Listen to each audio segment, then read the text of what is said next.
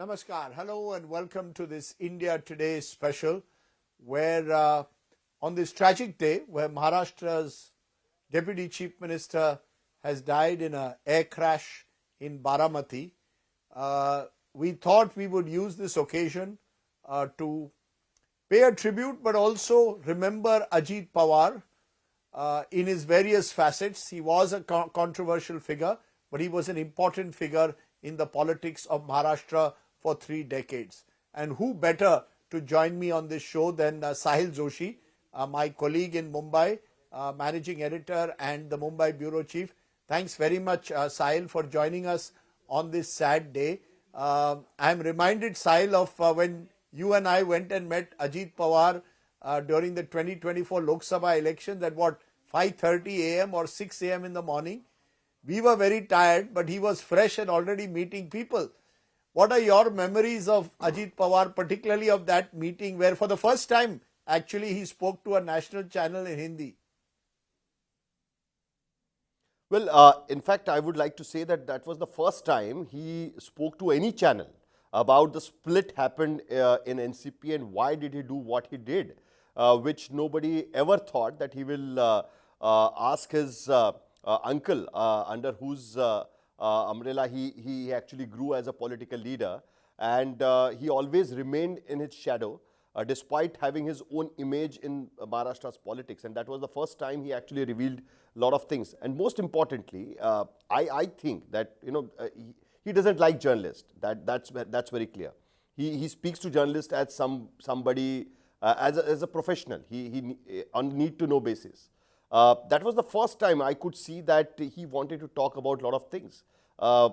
Somewhere he had this in mind that he was mistaken. He was not given his due in politics, and that's what he wanted to reveal. He wanted to say what he did. He was always made kind of a scapegoat in politics. So he had a lot of things to talk about, and he said it the way he could. He was not very good with words though, and that is the reason why a lot of times he got himself into some kind of a controversy. The way he spoke before 2014 when he was being charged for 70,000 crore irrigation scam in Maharashtra by the BJP leaders. He was hounded by the opposition parties, made kind of a face of the whole corruption happening in Maharashtra at that particular time. After Adarsh, actually, that was the biggest scam which was ever talked about.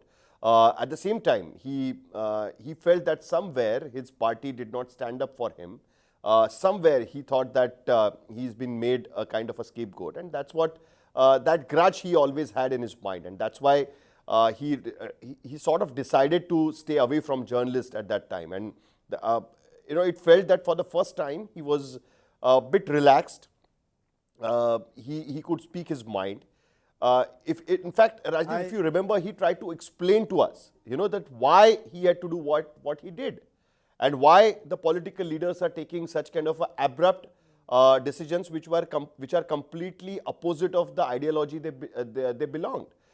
He tried to put it on the people, that because the people are not giving a particular mandate to people, to any political party, and that's why such kind of alliances had to be done. Is the thing which he tried to say. But most importantly, Rajdeep, in fact, if you remember, right, a day before, we had a dinner at... Yeah. Harshvardhan. No, I remember we had a dinner at Harshvardhan Patel, who was his big opponent in the Baramati area. And they also never saw eye to eye. I think...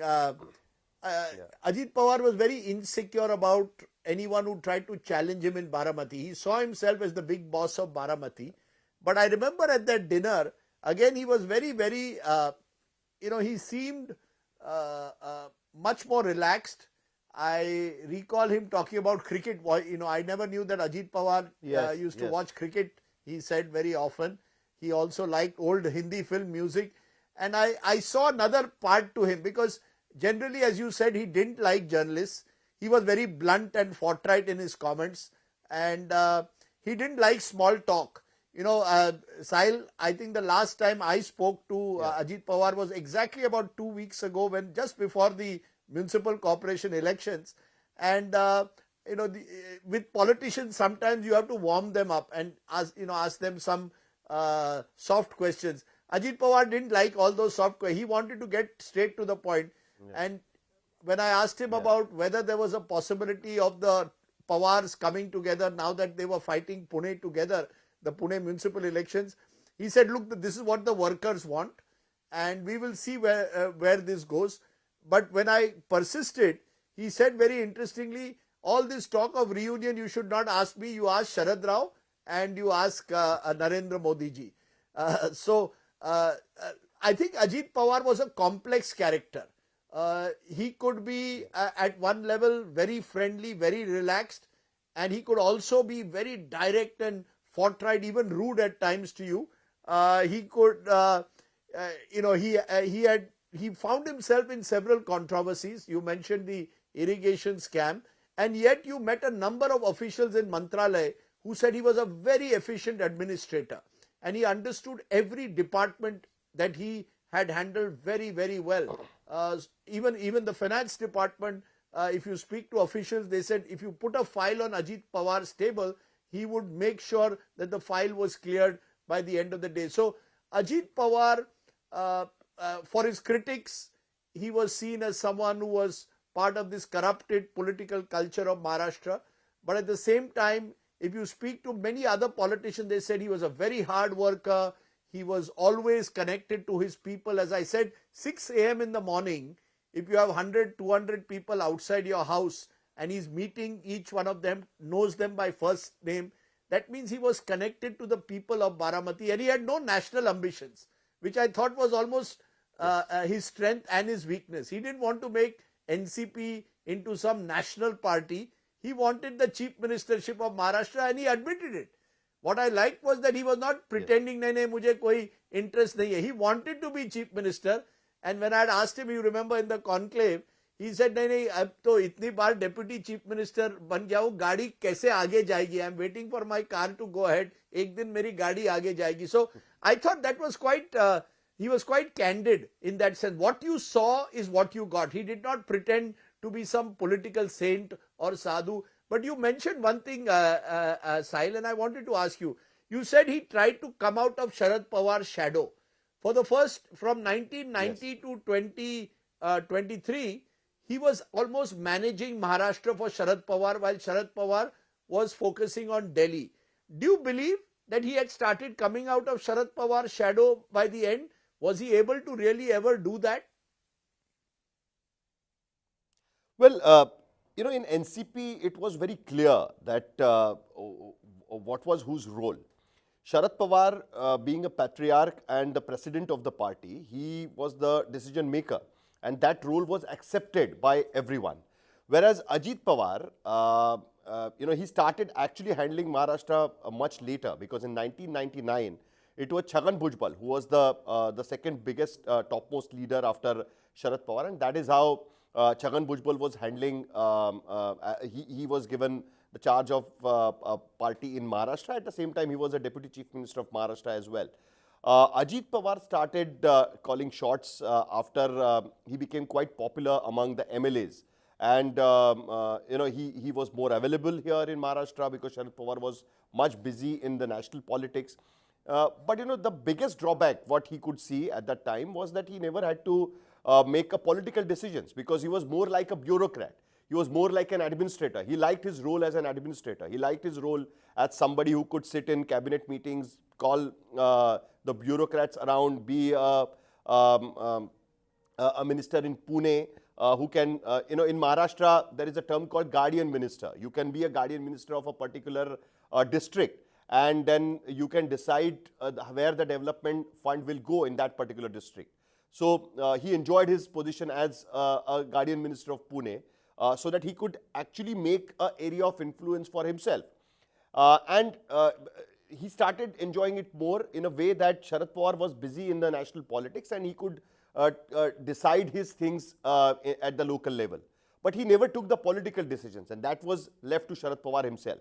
After 2023, when he actually became the president of the party, the role which he wanted for a very long time, the role that he always looked forward to, that he will be the one who will decide the final authority in the party. Then he realized that the political decisions are not as easy as it sounded.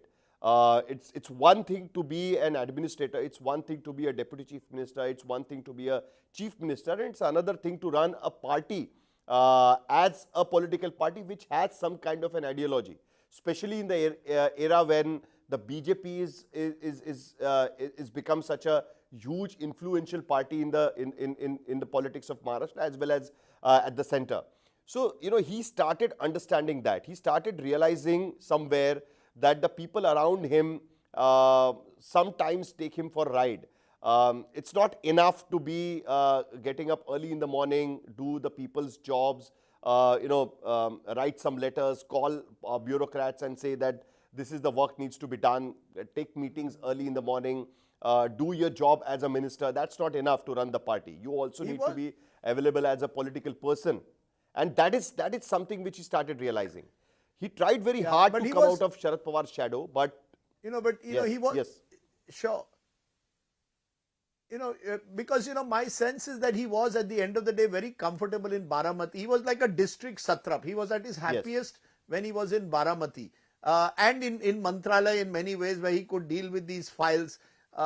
He was not into this idea of having these national ambitions. But it brings me to the question, Sahil, that many are asking, what now for the NCP? This was a party, in a way, you mentioned ideology. I'm not clear what the NCP's ideology is, because you've got a section of the NCP which has aligned with the Congress. You've got one section now with the BJP. And the Pawar family has been a glue that held it together. Once the party split, once the Pawar split, I wasn't sure what was the future of the NCP. And now that question will be asked even more. Where does the NCP go from here? You have leaders like Praful Patel, for example, who perhaps would prefer to go along with the BJP. You may have leaders of Western Maharashtra like Dilip Valse Patil, for example, who may want to go back to Sharad Pawar, have some kind of a grand reunion. Maybe there is talk, who knows, of a Congress grand reunion. Sharad Pawar is now 85. And I know that he would ideally now perhaps like to have a situation where he's able to leave some kind of a legacy for the future. And you remember when we spoke to Sharad Pawar many years ago, he was also nostalgic about the Congress party. So it almost seemed that Sharad Pawar and Supriya Sule would ideally like a grand Congress reunion if possible. Ajit Pawar or people around Ajit Pawar certainly are hedging their bets. Some of them have enforcement directorate cases, so they want protection in a way by being in power. What happens to the NCP, I wonder now, Sahil? You spoke last to Ajit Pawar in an interview before the municipal elections. What was he saying about a merger? Is a merger possible? And if so, will they become an NDA ally or go back to this India alliance? Well, I think, this is the most difficult paper somebody can solve, the question paper actually. It's the most difficult because there are so many permutation combinations which can happen at this point of time. And for the simple reason is basically because the man who was supposed to take all those decisions is no more, Ajit Pawar. And there is nobody in his party who has that kind of a command over his followers and can actually overrule anybody who can influence him. So that is why it is the most difficult. So let's try and distribute it in different questions. The first, when I met him on 12th of January 2026, I think it is one of the last interviews he gave during the campaign, and we had a long chat about it. And one thing I could sense very clearly that there is going to be a merger. When was the question? Very interestingly, one of his leaders was telling me on that particular day that Ajit Pawar was actually telling NCP SP leaders that we need to hurry it up. We need to have the merger as early as possible, looking at Sharad Pawar's age, 85, and he's not been keeping well. So better to have the merger as early as possible, otherwise people will blame him for whatever happens to Sharad Pawar. So that is one of the reasons why he was forcing for it. And look at the destiny. I mean, he was forcing for it looking at the age of Sharad Pawar, but right now Ajit Pawar himself is no more. Having said that, I could sense that there is going to be a merger. People want in both the parties that there should be a merger because they have realized in the municipal corporation elections, Ajit Pawar himself has realized that he cannot compete with the BJP on his own. He has realized it very well. The way he was telling me that how the money and other power is being used in the local corporation elections, there is no sense of loyalty towards the party or a leader anymore. And it has become extremely difficult to fight elections like this. He also mentioned his age-old rivalry with Suresh Kalmadi of Congress in Pune. You know, Suresh Kalmadi is a veteran leader of the Congress party from Pune. And Pawar's and Kalmadi's, especially after 1996 when Sharad Pawar split from the Congress and formed NCP, they have had quite a long-lasting rivalry for the politics of Pune, which is supposed to be an area of influence of Pawar's as well. That was quite easy because the rules were set, is what Ajit Pawar said. Now it has become very difficult to, because there are no rules, there are no parameters. It's free for all. The kind of money which is being flown in the elections, it's very difficult to cope up with. Just imagine, this is what Ajit Pawar was telling me. So he had realized that it is going to be very difficult, and to take on all these things, you cannot have the split of NCP. It needs to be together. If it comes together, only then they can take it on. He realized it very well that if tomorrow BJP asks him to quit the government and fight on his own, it's going to be very difficult for him to fight on his own. He needs that NCP breakaway fraction to come together. So that was very clear. Now that Ajit Pawar is no more, I think it is going to be difficult for both the fractions to come together without consulting the BJP leadership. Because the Sharad Pawar fraction will now have to decide whether to be part of the alliance, grand alliance of NDA in Maharashtra as well as at the center. At the same time, who is going to take the chair of Ajit Pawar? Who is going to be the deputy chief minister? Who is going to lead the party in Maharashtra and who is going to lead the party in the center? Will the BJP want to have their own supporters like Praful Patel or Sunil Tatkare in Maharashtra to lead the party and keep Supriya Sule and Sharad Pawar in the party, but not in a very influential position? That is something which needs to be decided. If Ajit Pawar would have been there, he would have taken care of all these things. Now that is going to be the unanswered question, which I think eventually we will get to know.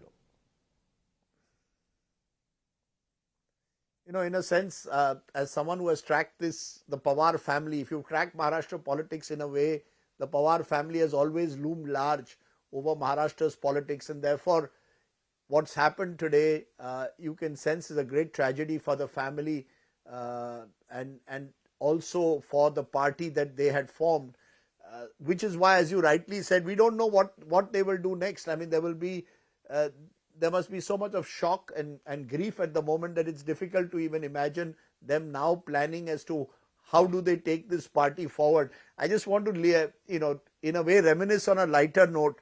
I remember when we did that Mumbai conclave, September of 2024, before the assembly elections, Ajit Pawar, you will recall, was smiling to many of the tough questions.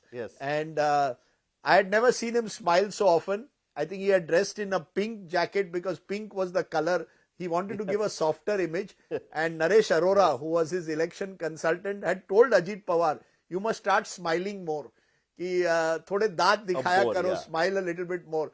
And it worked for Ajit Pawar. It was not something he didn't believe in these political consultants fully or election consultants. Matrix. He believed in his own connect with the people, especially of Baramati. But I think by the end he was slowly warming up to the idea that he had to also adjust to this media world. He even, I remember, took a selfie with him, and maybe that's the first time he had agreed so readily for a selfie. Otherwise, Ajit Pawar was not the kind of politician who wants to take selfies. But the truth of the matter is, I think he will go down as someone who epitomized the good, the bad, and dare I say even the ugly of Maharashtra politics. As you said, there has been so much of money that now flows into politics that it is almost impossible to do politics in a state like Maharashtra without having this endless flow of cash. And that has at one level corrupted the politics. But I want to say one thing, Sahil, and I think you'll agree. Ajit Pawar never made, in all the years I've known him, a communal statement. He may have joined, he never, even during this campaign, when some local leader made some statement that was seen as anti-Muslim, he came out very strongly against it, or even when the BJP would make, or BJP leader would make such a statement. I would say that was something that he was, in that sense, he wanted to hold on to that legacy of Maharashtra's politics, which was seen to be secular, but eventually, I guess, was also a power politician. So decided to be on the right side of whoever was in power. So as a sad day. It's a very sad day, Sahil. I know you're going off to Baramati. I just have 30 seconds, Sahil, very quickly. I just want to add one thing. It's very interesting. I mean, I was thinking in the afternoon when I was coming to office that whenever there is a big leader who have died from Maharashtra, who belongs to Maharashtra and had a very sudden death, the course of politics has always changed. Pramod Mahajan, out of the blue, his brother kills him. Everybody is shocked. The course of politics in BJP changed completely. Gopinath Munde, who was looking at becoming a chief minister of Maharashtra after 2014, becomes a cabinet minister in Prime Minister Modi's first cabinet, and met with an accident in Delhi and dies.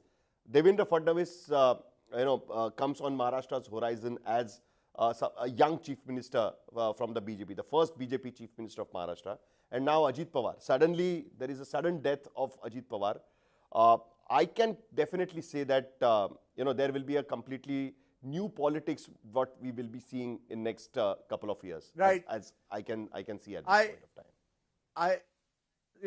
We don't know what Maharashtra's politics, it's been very turbulent for the last decade. We don't know which way direction it will go. But Ajit Pawar was therefore an important figure in the politics of Maharashtra over the last 3 decades. As he told me, Deputy Chief Minister to bana hu, ek na ek din kaun jane, takdeer hai to Chief Minister banunga. Well, fate unfortunately had written something very different for Ajit Pawar. Our thoughts and prayers with the family of Ajit Pawar and the Pawars at their moment of immense grief. Sahil, thank you so much for joining us. This was Sahil and I just reminiscing about Ajit Pawar, the person that we knew. Namaskar. Om Shanti. Jai Hind.